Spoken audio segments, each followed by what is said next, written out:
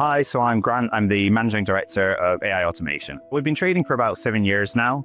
When we originally started, it was very focused on vision systems and sort of integration of that equipment. Over time, customers started asking us to add more, build it into a PLC, add some robotics, and that's how our journey is taking us to offering full automation solutions.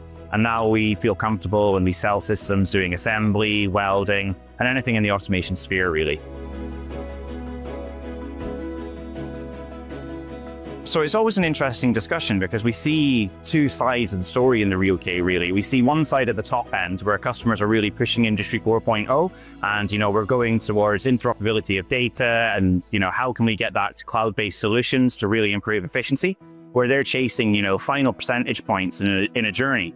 But then we see the other side of the story, which is customers who are still using paper, they're still using manual data collection methods, and they're the customers where trying to make a difference is so much more important because they're the ones that are at real risk of falling behind. And it's systems that gather data and automate it to try and remove a human element, and the human side of inaccuracy is where we see a big difference taking place.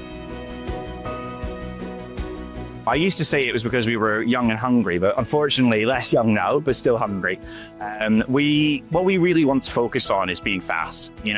When customers have problems, that problem is specific to that situation. And over time, a new problem is going to come along. And so what we want to do is be able to analyze that problem, provide consultancy, which is how we start all of our sales processes, and then offer a solution. Sometimes that's buying something from us. Sometimes that's we pass you over to someone else and say, oh, you should speak to these guys. But it's making sure that we are reacting fast and providing what the customer needs.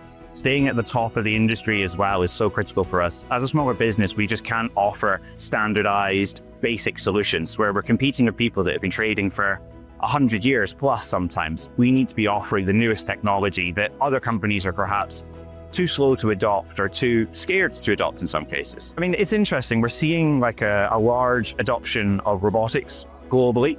The UK is behind in some of these areas. We've been relatively slow at our adoption of these things, but we are seeing change. Obviously now we've seen the UK has crept into the top 20. We're now 19, frankly, in the global robotics. And hopefully that's a trend that we can continue to see increasing. I think also features like digital twins and being able to demonstrate to customers what they're going to get before they make a large investment, let's say, it could be £500,000, sometimes more on some of these systems, showing them that and letting them understand their process better really helps to convince these stakeholders that this is something that they should do. The first thing is it's a badge of honor. It lets our customers know that, we've been vetted and our team has been tested to show that we can deliver solutions, and we've got the backing of one of the largest automation companies behind us to sort of rubber stamp that and say, yes, this company does know what they're doing. The other thing is the training that allows us to do. Schneider has fantastic online resources and in physical classes that we can get our engineers to attend. And that gives us the guarantee that we are staying at that cutting edge. I would say being an alliance partner lets our customers know that we are a serious company. It lets them know that we can deliver solutions at high level, and it lets them know that we can provide quality. It also gives me the confidence that my team is going to get the training that it needs.